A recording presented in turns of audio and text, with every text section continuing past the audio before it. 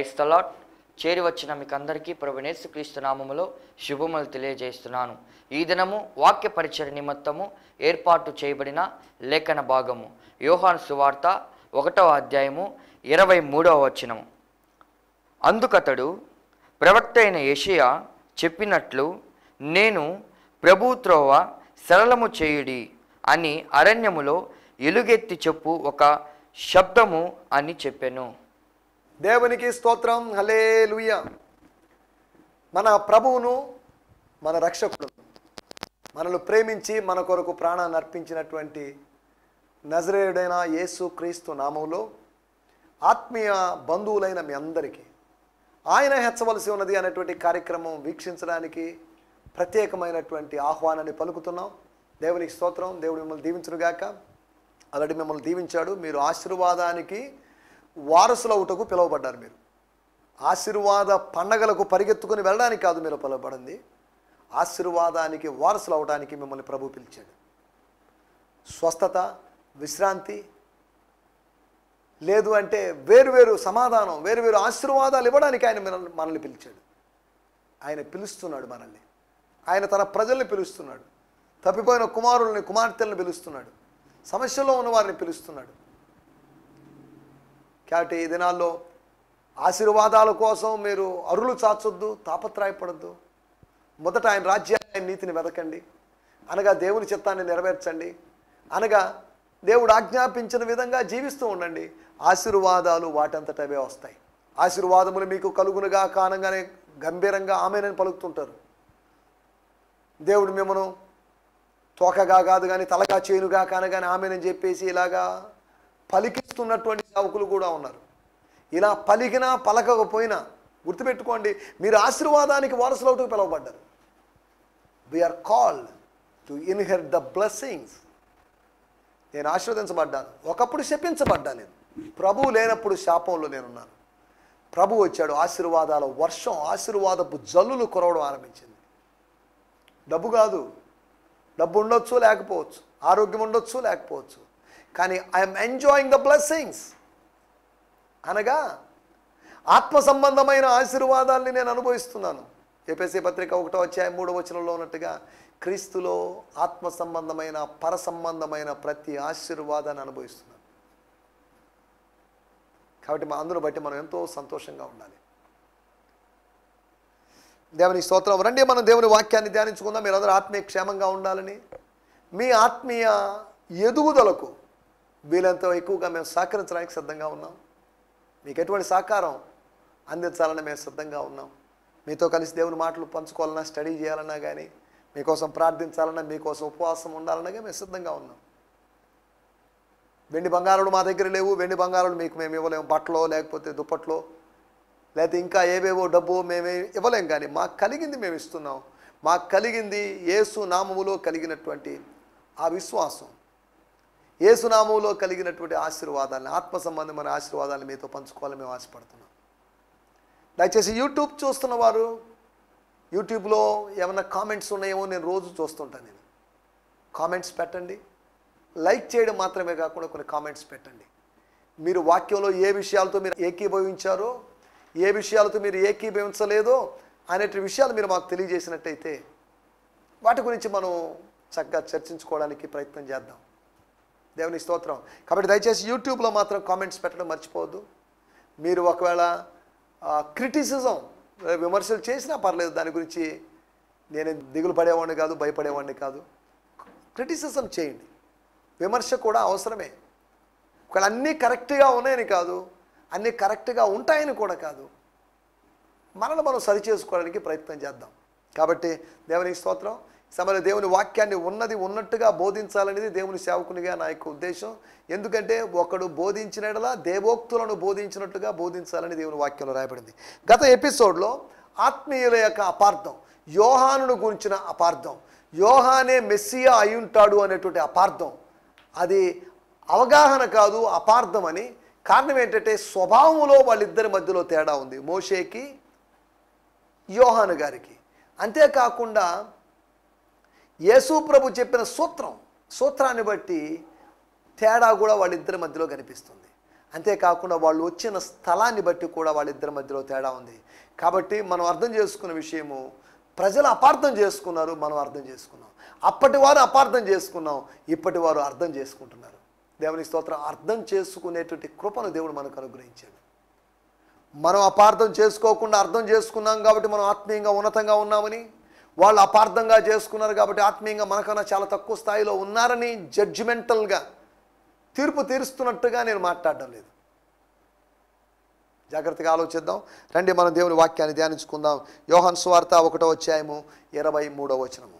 Gospel according to John 1st chapter verse 23. అందుకతడు ప్రవక్త అయిన యెషయా చెప్పినట్టు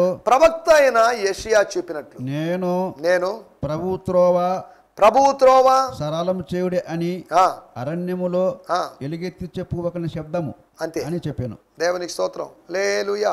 He said, I am the voice of one crying in the wilderness, make the way of the Lord straight, as Isaiah the prophet said.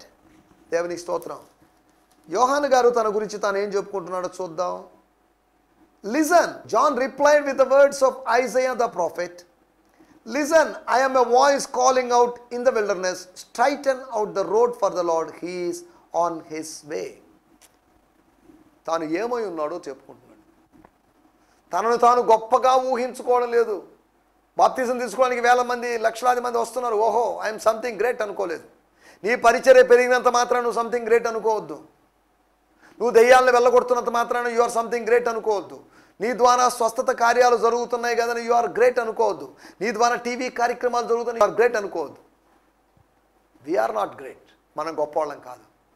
లూకా సువార్త 17:10 ప్రకారం మనము నిష్ప్రయోజకులైన దాసులమే. ఒకవేళ పాడే టాలెంట్ ఉండొచ్చు, వాక్చాతుర్యం ఉంటే ఉండొచ్చు, లేకపోతే అడ్మినిస్ట్రేషన్ చేయగలిగేటువంటి ఎబిలిటీ ఉండొచ్చు. దాన్ని బట్టి I'm something great, I'm different than others అని అనుకోవద్దు. అపవాదికి చోటు ఇవ్వద్దు.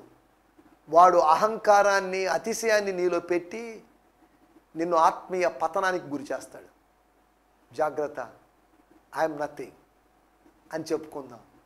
I'm not hero, I'm zero అని చెప్పుకుందాం.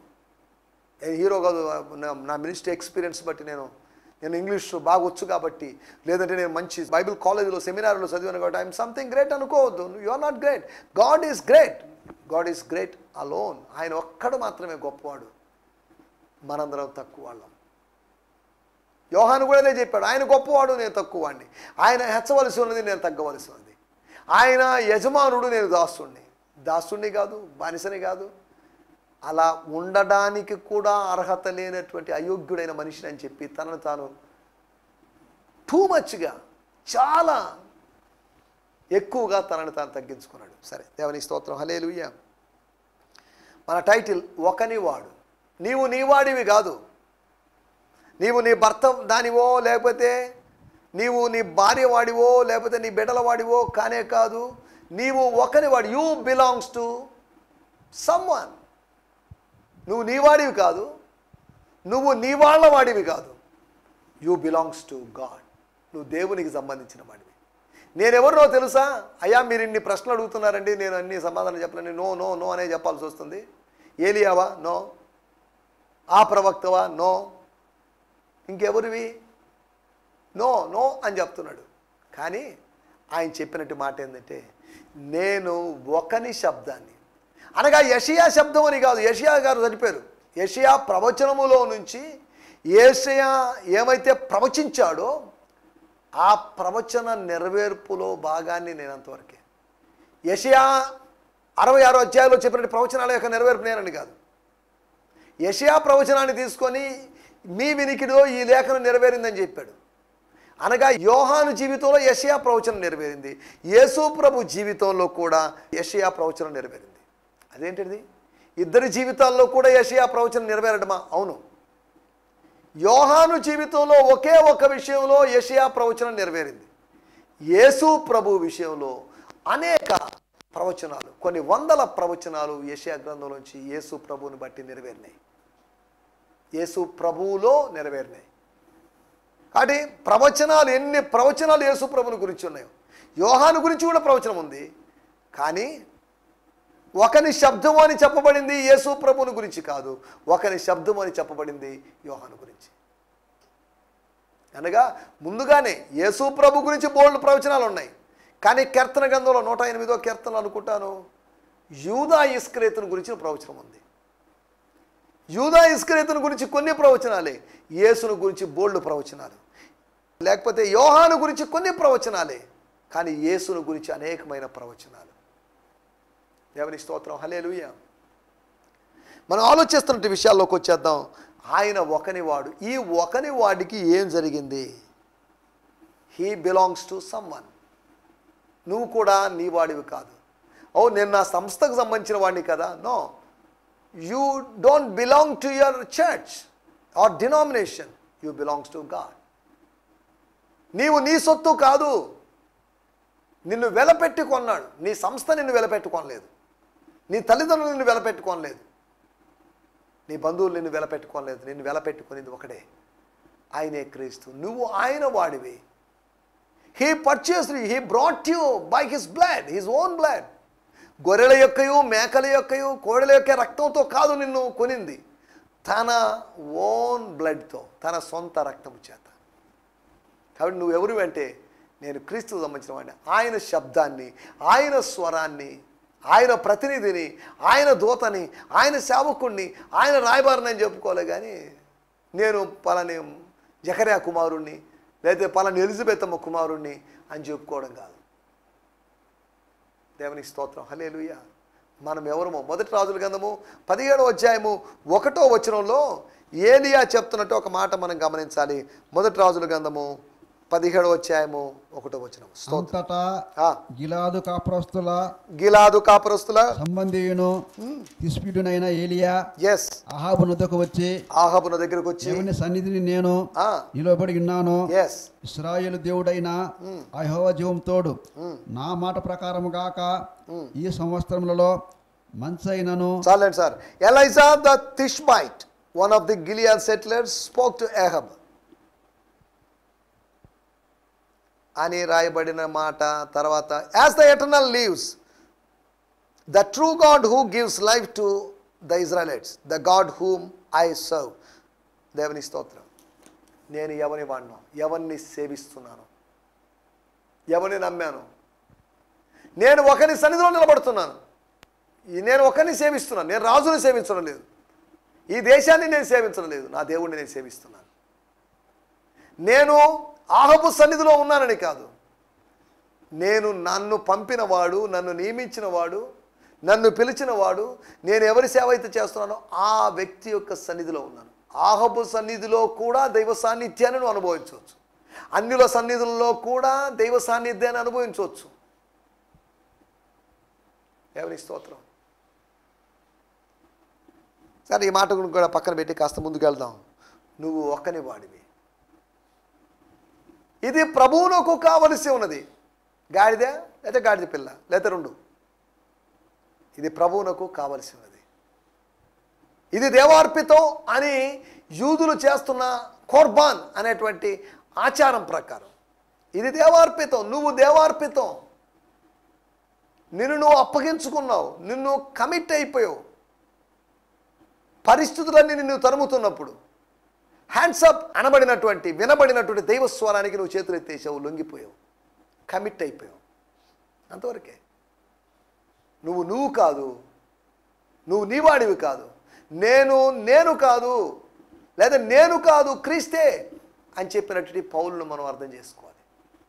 దేవుని స్తోత్రం, హల్లెలూయా. మనం ఆలోచిస్తున్న మాటలు ఒకనివాడు. ఈ ఒకనివాడికి సంబంధించినటువంటి 3 విషయాలు మీకు త్వరగా జ్ఞాపకం చేస్తాను. 1వ అధ్యాయము 35వ వచనం. మర్నాడు మరలా యోహాను అతని శిష్యులలో ఇద్దరు నిలుచుండగా అతడు నడుచుచున్న యేసు వైపు చూచి ఇదిగో. చాలండి సార్, ఇక్కడ ఒక పాయింట్. అతడి శిష్యులతో ఉన్నాడు. అదేంటది శిష్యులతో ఉండడం? ఒక గురువు శిష్యులతో ఉండడం పెద్ద గొప్ప సంగతి ఏం కాదు కదా. The day after John saw him again as he was visiting with 2 of his disciples. ఆయన శిష్యులు ఇద్దరని కాదు, శిష్యులలో ఇద్దరు. 12 మంది ఉన్నారో, 20 మంది ఉన్నారో, 30 మంది ఉన్నారో మనకు తెలియదు. ఎంతమంది అయినా కానివ్వండి. కానీ వాళ్ళలో ఇద్దరు కానంటే మొత్తం శిష్యులు నిండేవాళ్ళు. శిష్యులలో ఇద్దరు. ఏం జరిగింది? ఇప్పుడు ఈ వాక్యం ఎందుకు చదివించానంటే, ఇద్దరు శిష్యులను సంపాదించుకున్నాడు. పంపబడినప్పుడు ఆయనకెవరు శిష్యులు లేరు. పంపబడినప్పుడు ఆయన ఒకని శిష్యుడు, ఒకని వాడు, ఒకని శబ్దం, ఒకని శిష్యరికంలో ఉన్నవాడు. అదృశ్య దేవుని శిష్యరికములో, పరిశుద్ధాత్ముని శిష్యరికములో ఉన్నవాడు. నువ్వు నేను పరిశుద్ధాత్ముని యొక్క శిష్యరికంలో ఉన్నాం.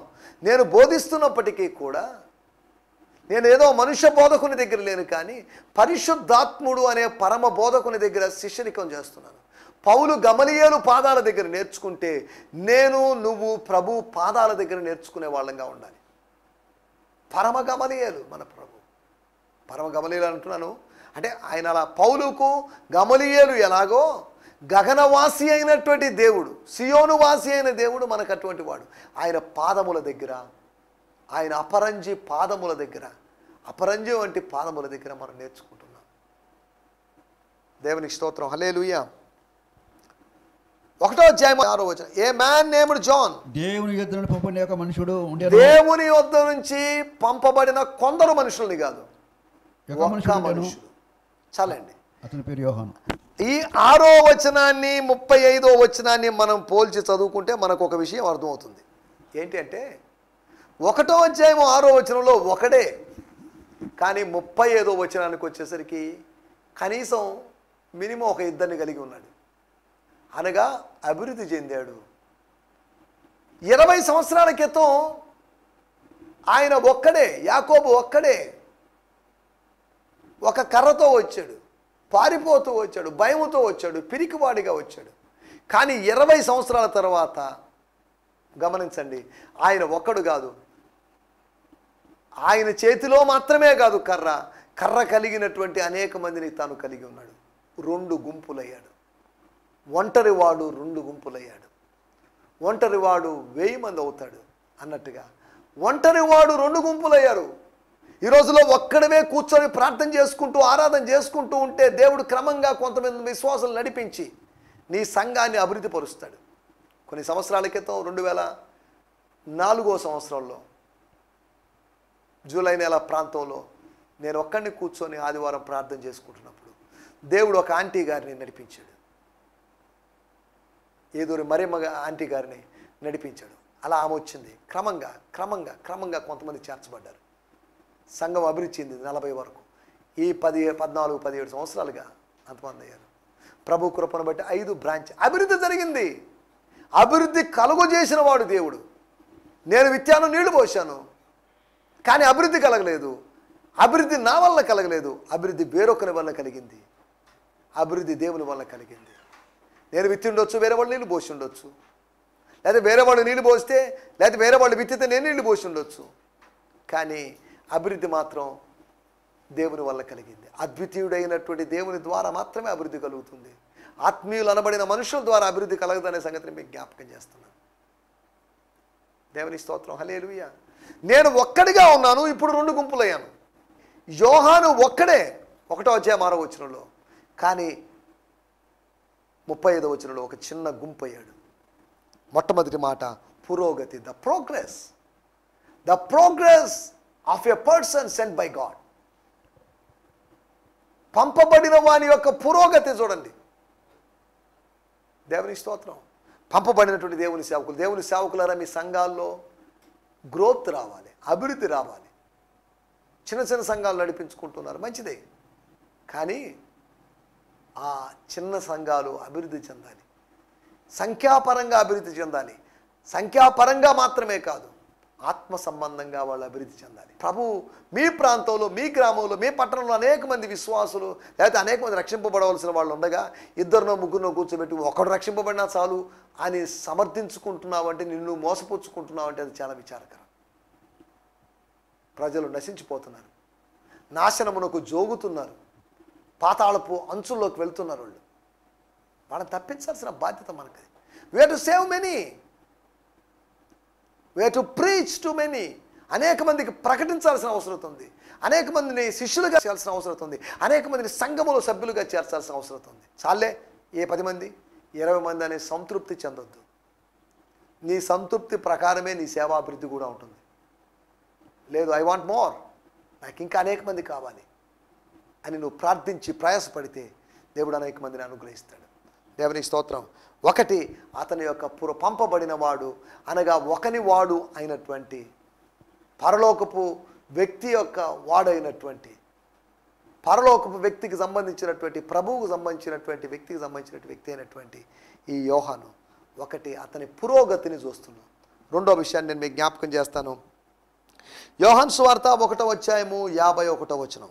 యోహాను సువార్త 1వ అధ్యాయము 51వ వచనం. మరియు ఆయన మీరు ఆకాశము తెరవబడుటయు దేవుని దూతలు మనుష్య కుమారునికి పైగా ఎక్కుటయు దిగుటయు చూతురని మీతో నిశ్చయముగా చెప్పుచున్నాను. మీతో ఖచ్చితంగా చెప్తున్నాను. I will surely say unto you. yes. ఎందుకు ఈ మాట చదివించాం అని ఆలోచిస్తే ముందు వచనాల్లో శిష్యుల ఎంపిక జరుగుతుంది. ఎలక్షన్ ఆఫ్ ది డిసైపుల్స్ జరుగుతుంది. శిష్యుల ఎన్నికలని కాదు, ఎంపికలు జరుగుతున్నాయి. ఆయన ఎన్నుకుంటున్నాడు తనకిష్టమైన వారిని పిలుస్తున్నా. హలో రండి, యోహాను రా, యాకోబు రా, ఆంద్రేయ రా, ఫిలిప్పు రా, నతనయేల్ రా అని పిలుస్తున్నాడు. కొంతమంది ఆయన పిలుస్తున్నాడు.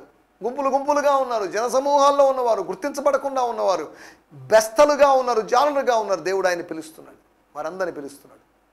He call them. పిలుపు ఉంటే నువ్వు శిష్యుడు అవుతావు. నువ్వు శిష్యుడు అయితే సత్యాన్ని తెలుసుకుంటావు. సత్యాన్ని తెలుసుకుంటే నువ్వు స్వతంత్రుడు అవుతావు. దేవునికి స్తోత్రం. హల్లెలూయా. మనం ఇక్కడ ఆలోచిస్తున్నటువంటి విషయాల్లోకి వచ్చేద్దాం. ఒకని వాడైనటువంటి యోహాను, అతని యొక్క పురోగతిని మనం చూస్తున్నాం. రెండోది అతని పరిమితి చూడండి. His limitation. Sent one has some limitations. పంపిన వానికి లిమిటేషన్స్ లేవు, పంపబడిన వానికి లిమిటేషన్స్ ఉన్నాయి. ఆయన తన్ను పంపిన వానికి కొలత లేకుండా ఆత్మనిచ్చాడు. మనకు కొలతలతోనే ఆత్మ. కానీ తన కుమారునికి మాత్రం కొలత లేకుండా ఆత్మనిచ్చాడని దేవుడు వాక్యం ద్వారా అర్థం చేసుకుంటున్నాం. స్తోత్రం. ఒకటి అతని పురోగతే కాదు, అతని పరిమితి చూస్తున్నాం. ఆయన యోహాను ఒక గురువు, యేసు ఒక గురువు. యోహాను తన శిష్యులతో ఎప్పుడు మీరు పరలోక దర్శనాలు చూస్తారు, ఆ దర్శనం చూస్తారు, ఈ దర్శనం చూస్తారు. యాకోబు చూసిన దర్శనం లాంటి, పద్దనారాముకు పారిపోతున్నప్పుడు చూసిన దర్శనం లాంటి దర్శనం చూస్తారని చెప్పలేదు. యోహాను తన శిష్యులకు ఆఫర్ చేసిన దానికన్నా యేసు ప్రభు తన శిష్యులకు ఎక్కువగా ఆఫర్ చేశాడు. దేవుని స్తోత్రం. Hallelujah. Jesus offers more than the disciples of John. యోహాను శిష్యుల కన్నా అధికముగా ఇవ్వగలిగిన వాడు, అధికంగా ఇచ్చినవాడు. రెండవది అతని పరిమితి. ఒకని వాడు లేదా పంపబడిన వాడైనటువంటి యోహాను యొక్క పురోగతిని మనం చూసాం, అతని పరిమితిని మనం చూసాం. మూడో విషయాన్ని కూడా నేను మీకు జ్ఞాపకం చేస్తాను. యోహాను సువార్త 3వ అధ్యాయము 27, 28, 29, 30 వచనాలు, 3-4 వచనాలు చదువుకుందాం. అందుకు యోహాను ఇట్లా నేను తనకు పరలోకం నుండి అనుగ్రహింపబడితేనే గాని ఏమీ పొందనేరాడు. నేను క్రీస్తుని కననియో ఆయన కంటే ముందుగా పంపినవాడని అనియో చెప్పినట్టు మీరే నాకు సాక్షులు. పెళ్లి కుమారుడు అయితే నిలువబడి పెళ్లి కుమారుని స్వరం వినేడి స్నేహితుడు ఆ పెళ్లి కుమారుని స్వరం విని మిక్కిలి సంతోషించును. దేవుని స్తోత్రం. తర్వాత 30వ వచనంలో రాయబడిన మాట, ఆయన హెచ్చవలసి ఉన్నది, నేను తగ్గవలసి ఉన్నది. యోహాను యొక్క మెచ్యూరిటీ చూడండి. ఎవరో వచ్చి చెప్పారు, అయ్యా ఆ రోజు నీ దగ్గర బాప్తీసం తీసుకున్నాడు కదా గురువుగారు, సార్ మాస్టర్ నీ దగ్గర బాప్తీసం తీసుకున్న ఆయన ఆ రోజు నువ్వు బాప్తీసం ఇచ్చినప్పుడు పరిశుద్ధాత్ముడు పావుర రూపంలో దిగి వచ్చి ఆయన ఏం జరిగింది ఆయనకి? ఆయన అనేక మంది శిష్యులను తయారు చేసుకుంటున్నాడు. His ministry is growing. అతని పరిచర్య అభివృద్ధి చెందుతుంది. వెంటనే బహుశా యోహాను స్థానంలో నేను కానీ ఉంటేనా దేవునికి స్తోత్రం హల్లెలూయా అని గట్టిగా అరిచునేవాడిని. అదేంటండి ఇది? మీ మినిస్ట్రీ డౌన్ అవుతుంది, మీ మినిస్ట్రీలో గ్రోత్ లేదు, కానీ యేసు మినిస్ట్రీలో గ్రోత్ ఉంది. ఆయన ఎవరు? ఆయన దగ్గర మీరు బాప్తీసం తీసుకోలేదు, మీ దగ్గర ఆయన బాప్తీసం తీసుకున్నాడు. మీరు గొప్పగానే ఆయన గొప్ప ఎలా అవుతాడు అని యోహాను మీద అభిమానంతో యోహాను యొక్క శిష్యులు మాట్లాడితే ఆయన చెప్పిన మాట, ఆయన పెళ్లి కుమారుడండి, నేను పెళ్లి కుమారుడి, నేను ఇప్పుడు సంతోషిస్తున్నాను, మంచి వార్త చెప్పారయ్యా, థ్యాంక్ యూ అన్నట్టుగా వ్యవహరించాడు. 30వ వచనంలో హీ ద గ్రూమ్, ఆయన హెచ్చవలసింది, అనగా పెళ్లి కుమారుడైనటువంటి ఆయన must take centre stage and I the best man must step to his side. చూడండి ఎంత చక్కగా రాయబడిందో ద వాయిస్ అనేటువంటి తర్జుమాలో. ఆయన హెచ్చవలసి ఉన్నది, నేను తగ్గవలసి ఉన్నది అనడానికి హీ ద గ్రూమ్, పెళ్లి కుమారుడైనటువంటి ఆయన కేంద్ర బిందువుగా మారాలి. He must take the centre stage and I the best man, అనగా అతనికి స్నేహితుడైనటువంటి వ్యక్తి. నేనేం కావాలంటే must step to his side, ఆయన పక్కగా దిగి ఆయన పక్కన ఉండాల్సిన వాడిని, ఒక మెట్టు దిగి ఆయన దగ్గర ఉండాల్సిన వాడిని. ఆయన హెచ్చవలసి ఉన్నది, నేను తగ్గవలసి ఉన్నది అనడానికి ఇంత వివరణాత్మకంగా ఎక్స్పాండెడ్గా ఉన్నటువంటి వర్షన్ అది. మూడవది ఆయన యొక్క పరిణతి చూడండి. ఒకటి ఆయన యొక్క పురోగతి చూడండి, రెండోది ఆయన పరిమితి చూడండి, మూడోది ఆయన పరిణతి చూడండి. పరిస్థితులు మనకన్నా వేరే వాళ్ళు చక్కగా మినిస్ట్రీ చేస్తున్నప్పుడు విమర్శించి దుర్భాషలు ఆడుతూ పిచ్చి పిచ్చి కామెంట్లు పెడుతూ చేయొద్దు. దేవుని స్తోత్రం చెప్పండి, అసూయపడద్దు, ఆనందించండి కానీ అసూయపడద్దు అనే పాఠం సేవకుడైనటువంటి యోహాన్ ద్వారా మనం తెలుసుకున్నాం. దయచేసి తలలోంచండి, కళ్ళు మూసుకోండి, చిన్న ప్రార్థన చేసుకుందాం. పరిశుద్ధమైన మా దేవా మీకు వందనాలు. మేము మా వాళ్ళం కాదు, మేము మా సొత్తు కాదని, మేము ఒకని వారమని మీ వాక్యం ద్వారా మేము అర్థం చేసుకున్నాం. ఈ సమయంలో ప్రభువా, ఆ ఒకని వాడైనటువంటి యోహాను యొక్క పురోగతి, అతని యొక్క పరిమితి, అతని యొక్క పరిణతుల గురించి మేము ఆలోచించాం. మా పరిచర్యలో కూడా పురోగతి కావాలి, ప్రోగ్రెస్ కావాలి. అంతేకాకుండా నాయన మాకున్న పరిమితులు మేము గుర్తించుకోగలిగి ఉండాలి. మాకు పరిమితులు ఉన్నాయి, బోల్డ్ పరిమితులు ఉన్నాయి, వీటన్నిటిని ఒప్పుకుంటున్నాం. అంతేకాకుండా మేము పరిణతి కలిగిన వాళ్ళుగా ఉండగలటకు సాధించి మెచ్యూర్డ్గా ఉండగలటకు మీరు మాకు సహాయం చేయమని అడుగుకుంటున్నాం. మీరు అలా చేయబోతున్నందుకు మీకు వందనం చెల్లిస్తూ, మేము ఒకని వారము అనేటి స్పృహ, ఆ కాన్షియస్నెస్ మాకెప్పుడు ఉండగలటో సాయం చేయండి. తద్వారా మీ వైపు చూస్తూ మేము ముందుకు సాగుటూ సాయం చేయమని, మిమ్మల్ని చూపిస్తూ ముందుకు సాగుటూ సాయం చేయమని యేసుక్రీస్తు నామములోనే ప్రార్థించగలుగుతున్నాం పరమ తండ్రి. ఆమేన్, ఆమేన్, ఆమేన్. దేవునికి స్తోత్రం. మీ అందరికీ ప్రత్యేకమైన వందనాలు. ప్రభు మిమ్మల్ని దీవించునుగాక. ప్రభు చిత్తమైతే రేపు ఉదయకాలం కలుసుకుందాం. ఈ సందేశము మీకు ఆశీర్వాదకరంగా ఉందని నమ్ముచున్నాము. ప్రార్థనా అవసరతల కొరకు మమ్మల్ని సంప్రదించవలసిన మా చిరునామా గిద్యోన్ మిషన్ చర్చ్, 6వ వీధి, శాంతినగర్, నెల్లూరు 4, ఆంధ్రప్రదేశ్. పిన్ 524004. మా ఫోన్ నంబర్లు 7036443613 మరి ఒక నంబర్ 9392293010. మా ఈమెయిల్ ఐడి gfihmi2015@gmail.com. దేవుడు మిమ్మును ఆశీర్వదించునుగాక. ఆమేన్.